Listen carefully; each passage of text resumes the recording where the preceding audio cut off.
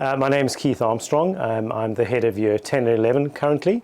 I teach a bit of maths, I suppose, as part of my job. Next year I'll be taking up a new position as the head of Holme Grange, which is the high school section of our school, Holme Grange.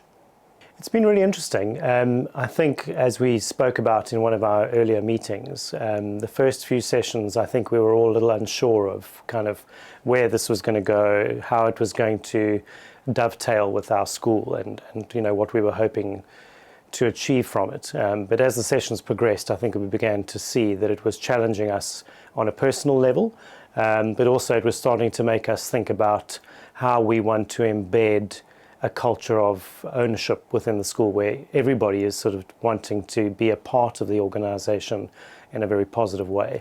And through coaching, it was going to allow us to kind of draw people into the process and make them feel like they have a voice.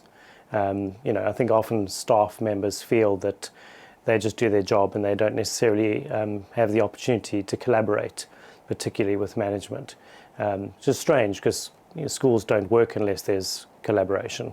So, yeah.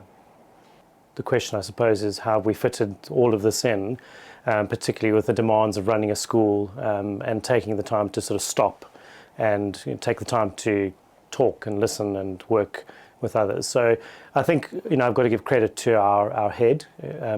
She's done a great job of ensuring that even though we're in the midst of real busyness, that we are taking the time to do it. And I think it's come down to seeing the value of the course itself.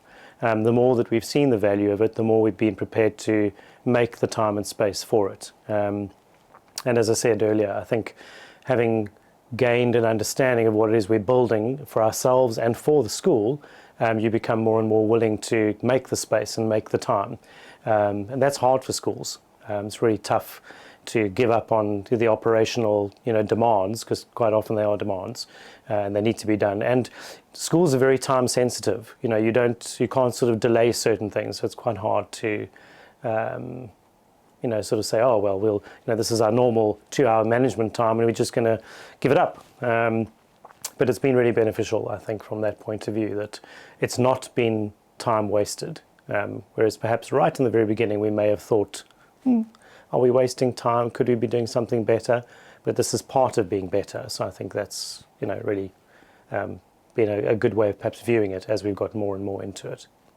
So what would I say to others? Well, I suppose it's really wanting to get them to stop and think about what it takes to change the culture in a school, and to turn perhaps a certain way of doing things around that's not really working, or maybe develop the understanding that we are all bought into what it is we're doing.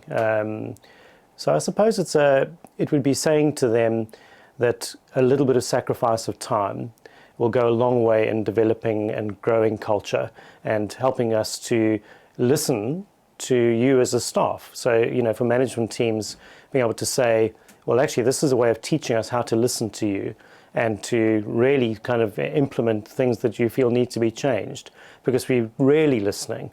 And, we have the tools through which we can build a greater understanding and transparency, so that we don't just pay lip service to change, we actually really get to the nitty-gritty of it, And I think we often, in schools, we talk a lot about changing things, and then I think we just do more of the same and we give it a different name.